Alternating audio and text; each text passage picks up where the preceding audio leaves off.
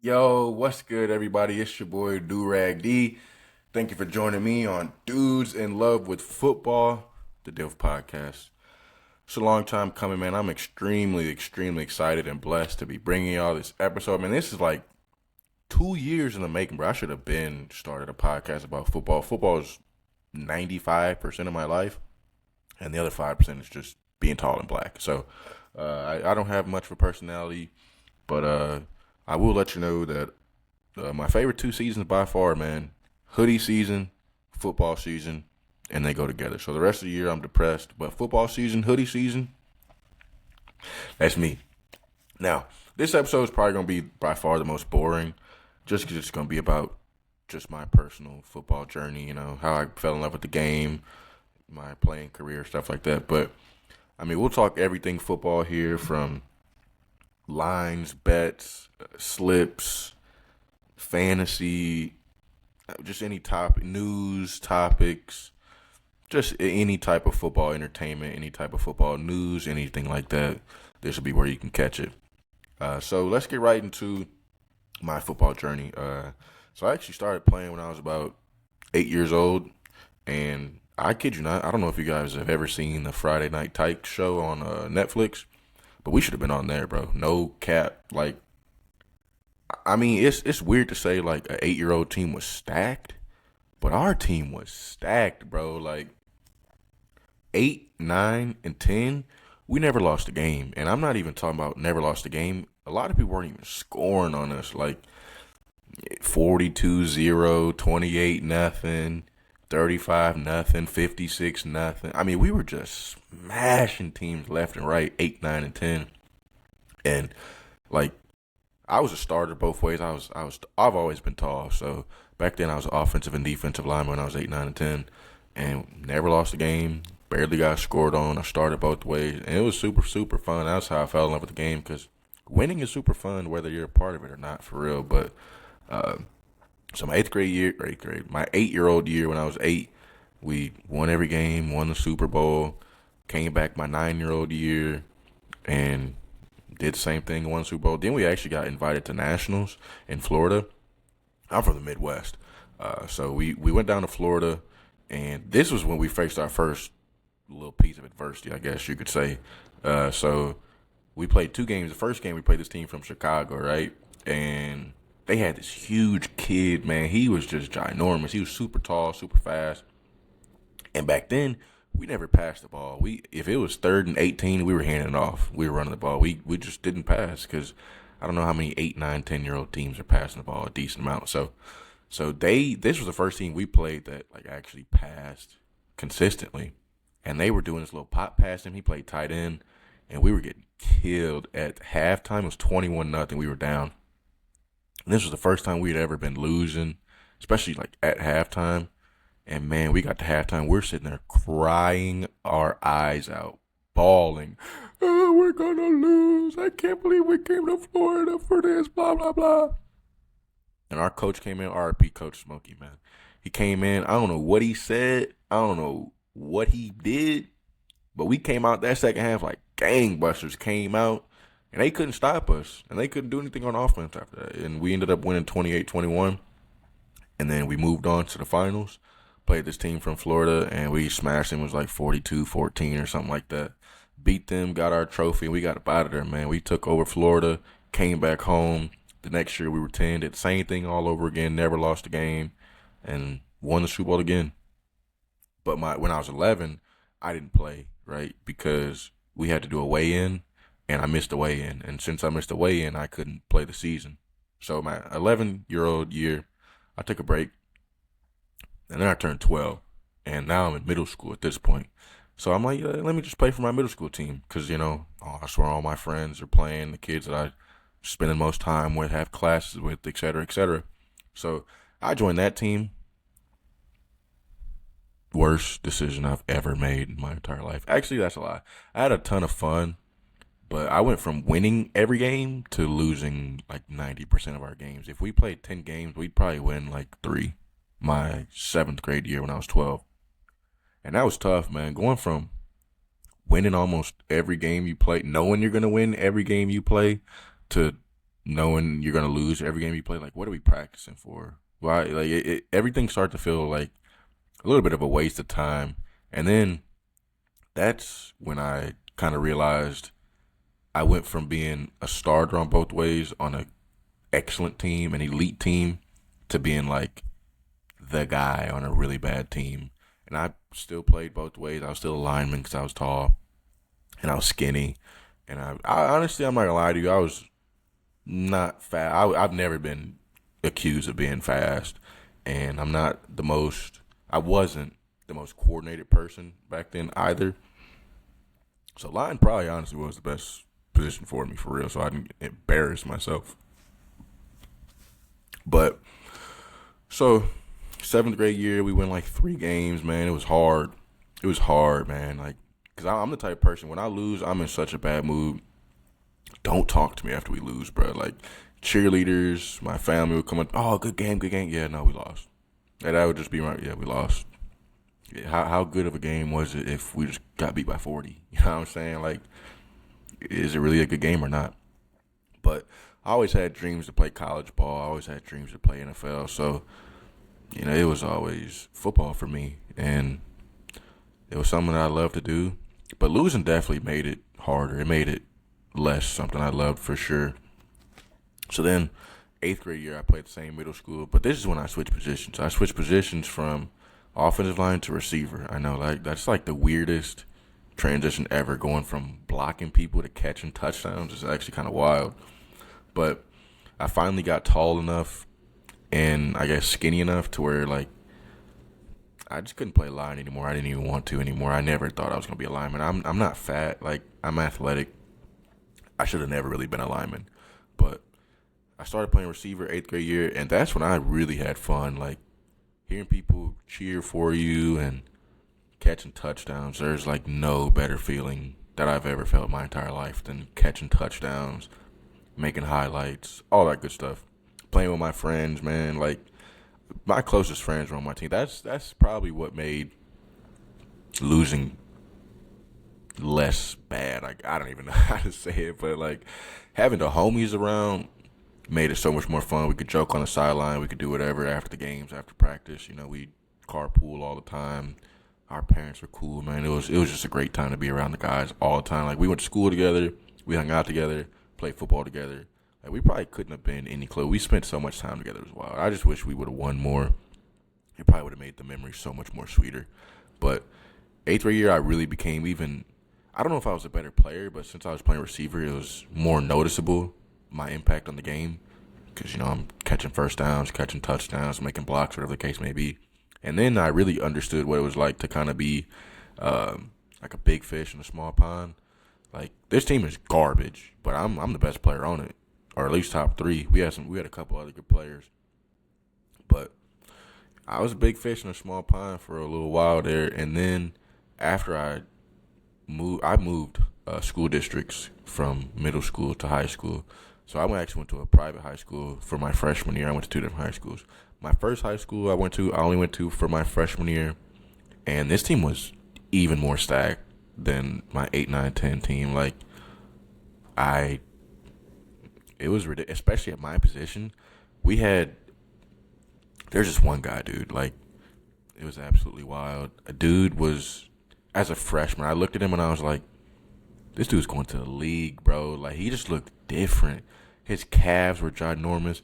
Dude was big, strong, fast. He looked smooth when he, ran. Like, you know how some people, when they run, they just like they just look crazy, right? Like, they look like they're trying to run fast. Then you got people that, like, they look like they're jogging, but they're zooming. Like, they're just so comfortable in their stride.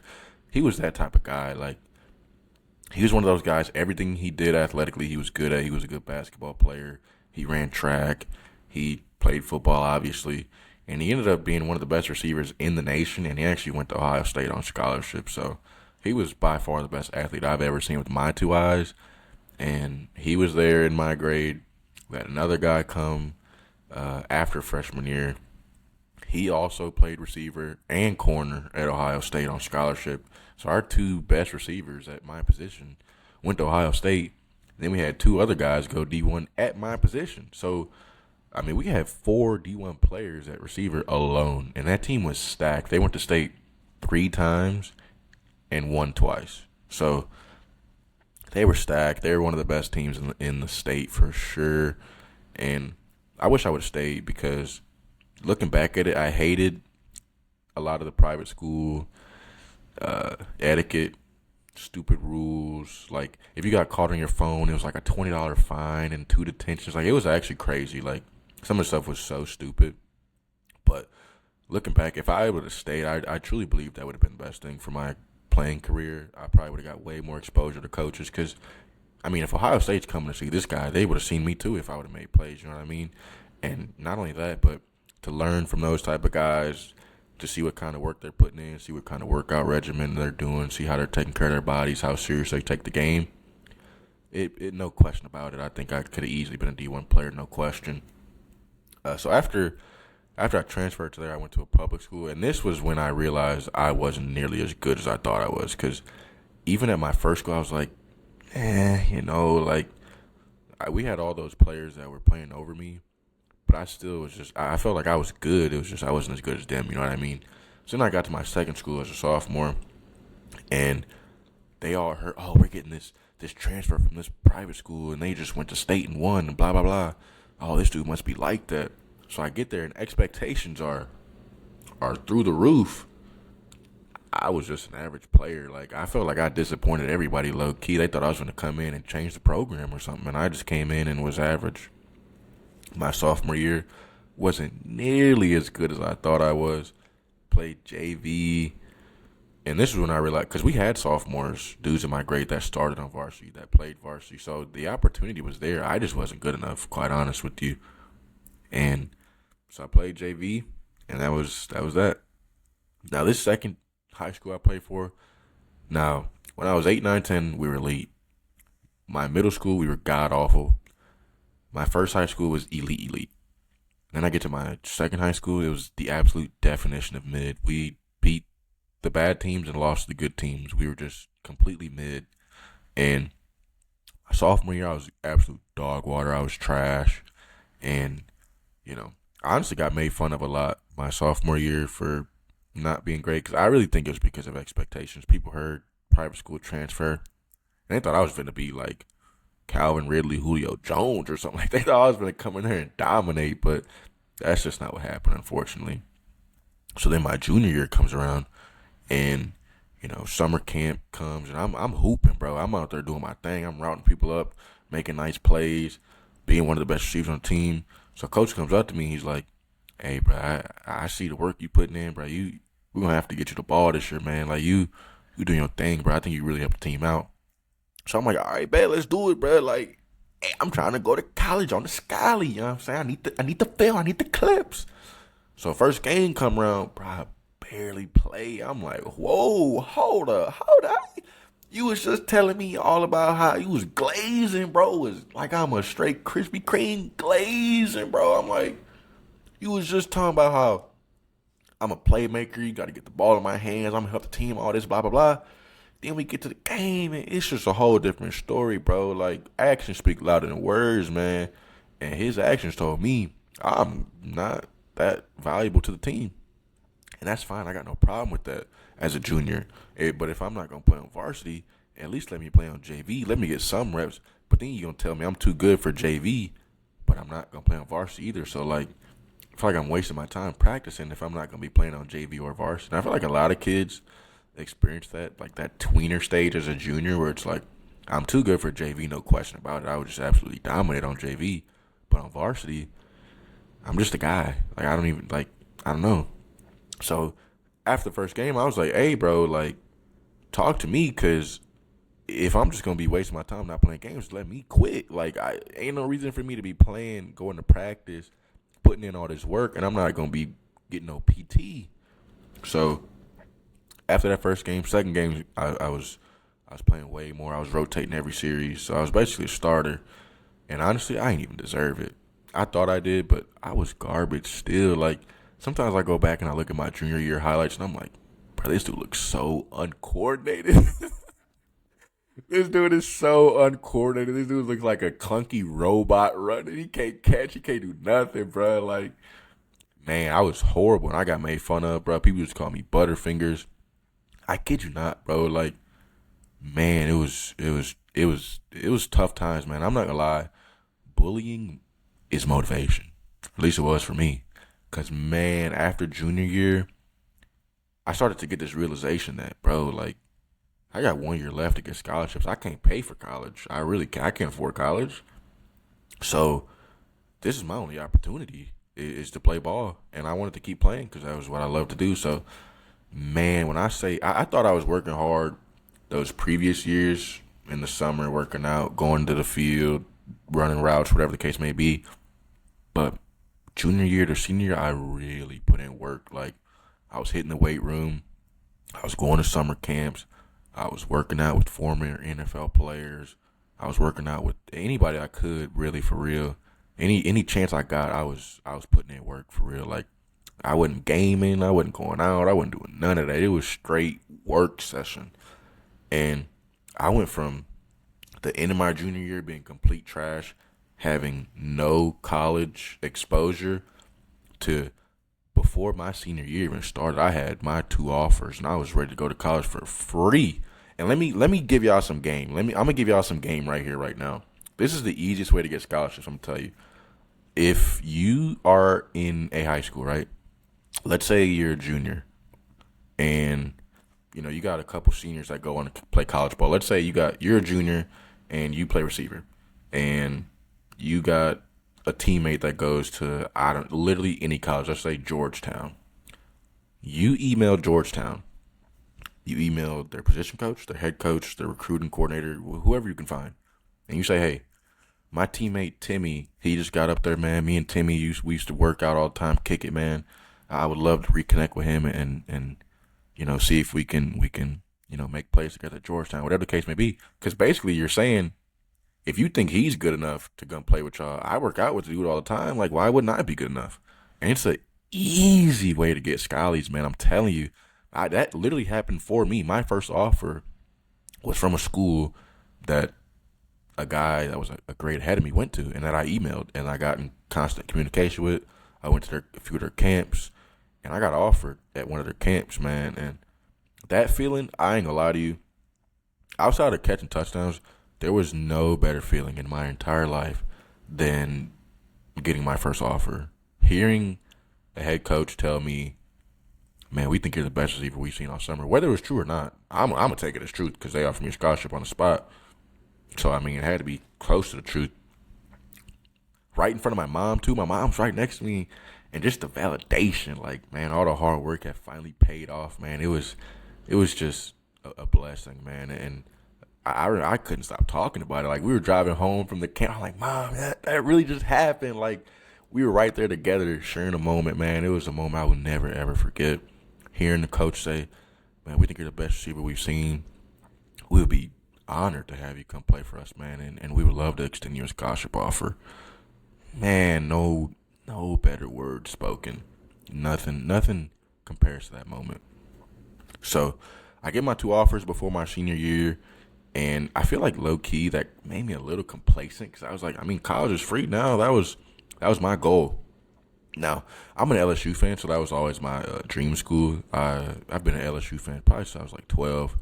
I used to play the NCAA game back in the day, and I just loved their colors. The purple and gold was always tough, and the players. I used to Tyrann Mathieu and Eric Reed and Patrick Peterson, and because we were known for defense back then. So I mean, like, yeah, we had Odell and Jarvis, but I like the defensive players more. Eric Reed, Tyrann Mathieu, Patrick Peterson, Morris Claiborne, Landry in the secondary. Then you get to Jamal Adams and Derek Stingley, and we were just absolutely stacked, bro. We used to be DBU for real, for real. Not DBU anymore. More wide receiver U. Maybe not in quantity, but in quality, no question about it. LSU was 100% wide receiver U. So that was always my dream school. But once I got my scholarships, it was like, I'm good to go, bro. I don't got nothing to worry about. So I kind of got a little complacent. And I had a solid senior season, I had like 500 yards, 6 touchdowns, nothing crazy. Um, didn't get any more. I got more looks. Like I got recruited by more schools, but I never got any more offers. So I think the biggest school I ever got in contact with was either Georgetown, ironically, or Iowa State. Iowa State was asking me about, or not me, but the place I worked out at. They were asking like the coaches there, like, "Hey, who's that guy?" And that's all that really happened. I never talked to the coaches or anything. I had a couple coaches come to my school and talk to me, like Central Michigan, Southern Illinois, stuff like that. But I never thought I was like an Alabama type of guy or anything like that. Now, do I think I could have been had I stayed at that first high school? Possibly, but I think I ended up going to a D2 school in Nebraska, right? And I think the main reason I didn't go D1, well, there's multiple reasons. One, my grades, I had a 2.4 GPA. Wasn't really trying in high school. Two, my attitude. And three, my work ethic. If I would have worked as hard as I did from my junior year to my senior year, if I'd have done that every year of high school, there's no question about it. No question. I would have had D1 talent. I would have had D1 abilities. There's absolutely no question about it. And my attitude as well. I was maybe a little sensitive. I remember, I didn't know that like colleges would, I won't want to say go behind your back, but they would, ask your principal about you and ask your teachers about you. Like that stuff's real for real. My mom came up to me after one of my games. She was in the stands and she was like, "Man, your principal came up to me and she was telling me that like this school was looking at you and asking about you and blah blah blah." And I was like, "Dang, for real? Like that school ain't even contacted me yet. Like they asking my principal about me. They ain't even tell me they looking at me." You know what I'm saying? So just always being your P's and Q's, man. And like I said, the easiest way to get a scholarship is to talk to schools that where people are. That happened to me, and that's how I got my first offer. That's also how I lost an offer, because that same school that was asking my principals about me and stuff, we had a teammate go there, and so I was in contact. I was in contact with them, and after the first, I think it was like 4 or 5 games, I heard that their coaches didn't think I could catch, because I did have drop problems. I'm not gonna lie. And that's what I got made fun of a lot my junior year. They used to call me Butterfingers, blah blah blah. And so I took offense, bro. I took that personal because like it was true. I had drop problems. So I'm thinking like, all right, like if that's what you think, then we're gonna prove you wrong. And so I emailed them, and I was like, "Hey, I heard you don't think I can catch." And I sent them like my first 4 or 5 week highlight tape. And I was like, "If you think I can't catch, then I challenge you to watch this highlight tape and reconsider your opinion." And they emailed me back and they're like, "Yeah, we never said you couldn't catch, but we appreciate the updated highlight film." And then I was like, damn, I feel like an idiot. Now maybe they did say it and they didn't want to admit it, but I don't know. It just, my attitude wasn't where it needed to be.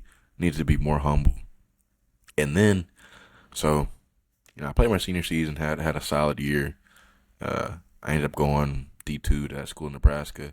And once I got there, man, okay, first let me back up. After my senior year, I went on an official visit to that school in Nebraska. If you are ever blessed enough to go on an official visit, do it. One of the best nights of my life. I met all my future teammates, dudes I still talk to this day. We're in group chats, man, constant communication. Some of my best friends I've ever had. Some of the best times I've ever had. And I was literally only at the school for 1 semester. 1 semester. And it was because I'm from a big city. Nebraska is not a big city. Like their whole state isn't a big city. You could add up the whole state. It does not equal the city I'm from, to be quite honest with you. I went from like the nearest Walmart was like 45 minutes away. Like people were driving 50 minutes for like Chipotle. I'm like, hey, I like Chipotle as much as the next dude, but I'm not driving no hour and a half round trip for no burrito. It ain't happening. No, thank you. So it was just such a culture shock. We probably had like 4 stores in the whole town, like 5,500 people, and it was mostly college students. I remember I got my car towed because it was illegally parked, and it snowed, and I literally couldn't move it. It snowed so much in Nebraska, bro. And so I got a ticket, and they towed it. So So I had to go to the police station to get it. And I remember they had a picture up of all their cops, bro. It was like 8 of them. Like, I kid you not. They only had like 8 cops, bro. It was wild. This is how small the town was. But I say all that to say, when I went on my official visit, they made me not realize it. You know what I'm saying? Like, we had so much fun. I wasn't even tripping off the city. I wasn't even tripping off the town. I wasn't even tripping off Nebraska. I was like, bro, these dudes is cool as a mofo, bro. Like, man, these dudes are cool. I would love to just spend every day with these dudes. And ultimately, I'm not gonna lie, it's just like a job. If you work your dream job, but you work with a bunch of trash people that you hate, it's not gonna be your dream job and you're not gonna want to do it. But if you work the worst job ever with great people, your best friends, that make it fun, you're gonna love it. And that's what it was for me. I got there, Nebraska was terrible. But man, the people I was with, man, I loved, bro. It was just so much fun. So if you can ever go on an official visit, please, please, please do, man. Even if you know you're not going to the school, go anyway, bro. Because when I was coming up, you could go to 3. I only got to go to 1, but man, if I would have got to go to 2 other ones, would have been the best time of my life. But anyway, so I get to college and I redshirted. Honestly, so the school I went to was 15 grand, and my scholarship was 10 and a half. In D2, you can't get a full ride scholarship. That's why I tried so hard to go D1, because it's a full ride. You don't have to pay for anything. Now they're paying you NIL. But when I was coming up, that wasn't the case. So I got 10.5 out of 15, and we could only give out like 24, 26 scholarships. We had over 100 dudes on the team, man. We had like starters walking on, making no money, making 6 grand. I had one of the highest scholarships on the team because they thought I was going to come in right away and contribute. But I'm not going to lie to you, bro. Man, that playbook, a different animal. That thing was like apple bottom dip. Like, bro, like, I'm not even joking. Like, let's say you want to run slants, just a normal pass play called slants. They might have that play 8 times in the playbook out of 4 different formations, and then with 4 different motions. And you got to know all of them, bro. You got to know every position, what every receiver. Bro, it was so hard to learn that playbook that quick, on top of schoolwork and all that. Man, it was hard. I couldn't learn the playbook, and that's why I had to redshirt, because I couldn't learn the plays. And then halfway through the season, they actually switched me to DN, and that's when I was like, nah, bro, I've dreaded playing defense forever. Now, I'm not going to lie. There were some schools that wanted me to switch to defense, like Southern Illinois. They wanted me to play middle backer. I was like, middle back? I ain't never played middle backer, but I played DN. I played a little safety in high school, but they wanted me to boot a backer. I went to a camp at Southern Illinois, and they wanted me to play backer. And then we had like different colored jerseys for offense and defense. I kid you not.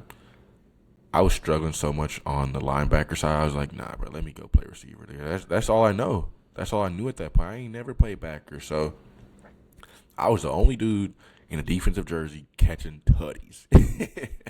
And that goes back to the attitude thing. I was so mad. I'm like, bro, they got me playing defense, bro. I done drove all the way out here, and they got me playing defense? Bro, I was so caught off guard, so shell-shocked, bro. I was like, ain't no way. But school I went to in Nebraska, they moved me to DN halfway through the season. And I'm like, okay, yeah, I got to get up out of here, bro. Y'all paid me 10.5 grand to play receiver. Now y'all want me to move to DN? Nah, I'm good, bro. So I had to get up out of Nebraska. I couldn't do it anymore. No. So after that little first semester, I got there in June. I got there early. Legit, I got there 3 days after graduation. And got there early, worked out with the guys and all that stuff. And I was gone by December. When we hit winter break, I was gone. I transferred to a school that didn't even have a team. Just because I wanted to go back home, man. I was homesick. I hated Nebraska. And then I got back home. I stayed at that school for a year. Didn't have a team. Then I started missing ball like crazy. But I didn't realize how out of shape I was. Like, I wasn't fat or anything. I'm still not fat or anything like that. But, like, my endurance gone. It just wasn't the same. So after a year, I transferred again and tried to go to a different school just to play ball, to a community college to see if I could, make a name for myself and get a scholarship offer to a D1 school. That was like my last chance. And I started out, man, that first practice, bro, man, it was literally conditioning. I ain't even make it through conditioning, bro. And what's crazy, I knew I was out of shape. So while I was at home and I knew I wanted to go back and play ball, I was going out and jogging and running and going to the gym and stuff. But when I actually got there, it was totally different. And I was like, yeah, no, my time is up. And then COVID hit. So we had to go home anyway. And I took that as a sign from the Lord. I was like, hey, it's time to hang it up. And so that was the end of my career. I never actually got any stats in college or anything like that. I'm a complete red shirt. And walked away from the game for absolutely no reason, to be completely honest with you. I could have went to school for probably 4 years on scholarship. And I just walked away from it because, honestly, at Nebraska, I wasn't going to class. I was failing 3 out of my 5 classes just because I wasn't even going. So I honestly thought they were going to take my scholarship anyway. So I was like, let me just get out of here before they take it because I don't want to pay for college anyway. So if I'm going to pay for it, I'm going to pay for community college, not $15,000. So that's why I ended up leaving for real. Now, the only football fix I'm getting is fantasy, watching it. I'm a huge Commanders fan. Go Commanders forever. Jaden Daniels is Matthew, Mark, Luke, and John. He is the gospel. He is him. I've been a Redskins fan, Commanders fan, football team fan for as long as I can remember. Sean Taylor was he's my favorite football player ever. For now.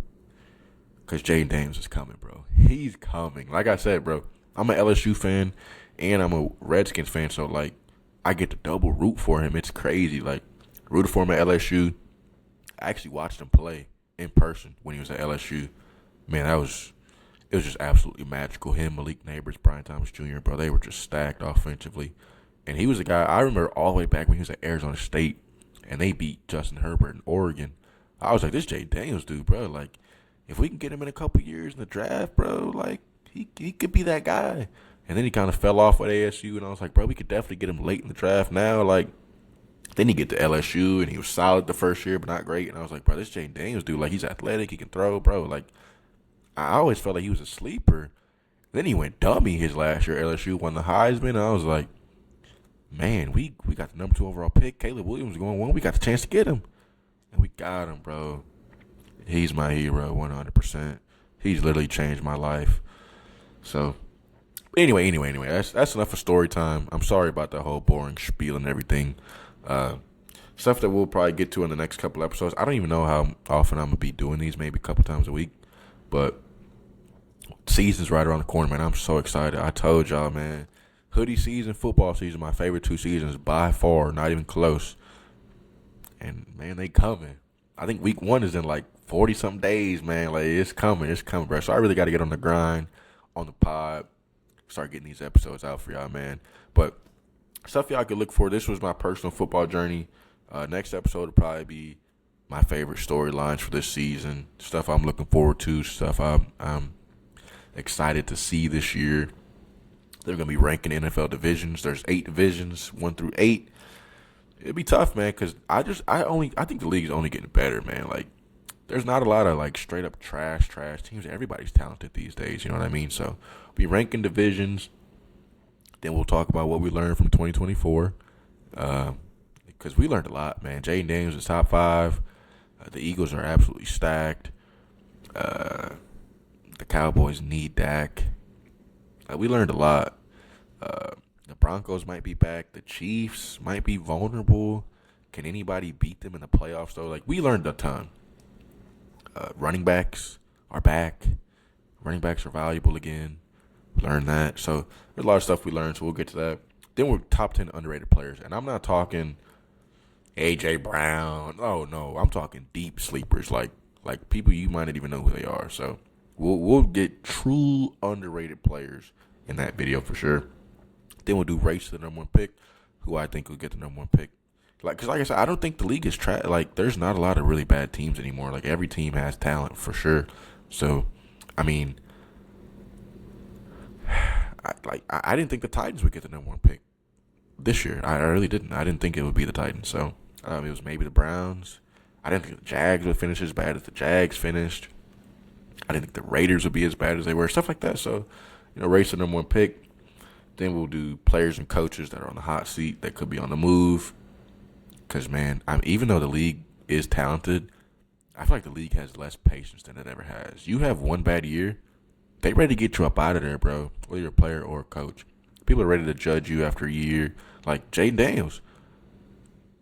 People are saying this man's top 5, this, top 5, that. And I'm not saying I disagree because what he did was absolutely spectacular. And then you go the other route. You look at Bryce Young. 1 year, bust. They are so ready to label you after 1 year, ready to move off you. All type of stuff after 1 year. So talk about people that could be on the move. Then we'll get to our hot takes. And that'll be a good one for that. Whew, that one's going to be juicy, man. Because I got some takes, man. I got some takes on the season that I really, truly believe could happen, though, for real. Like, I'm not going to be pie in the sky, Browns to the Super Bowl. Nah, we ain't doing all that. But, I mean, it will definitely be some hot takes in there that are 100% possible. And then we'll talk about polarizing players, man, because I know for sure there are some players right now that are just absolutely splitting the NFL community right now. Like Jalen Hurts. The Jalen Hurts discourse has gotten out of hand with Cam Newton and Gilly and all that type of stuff. Is he top 5? Is he top 10? Is he not? He has the best team around him. He's got 2 elite receivers, the best running back, the best defense, best line. Jalen Hurts, probably the most polarizing player in football right now. You either think he's top 5 or you think he's, I don't want to say trash, but like he's just really polarizing. And you'll get my opinion on him and a bunch of other polarizing players. So stay tuned, man. Subscribe. I'll be back very, very soon to talk to you guys. And peace. I just want to let you know that this is Dudes in Love with Football, the DILF podcast. I'm your host, Durag D. And I'll see you next time.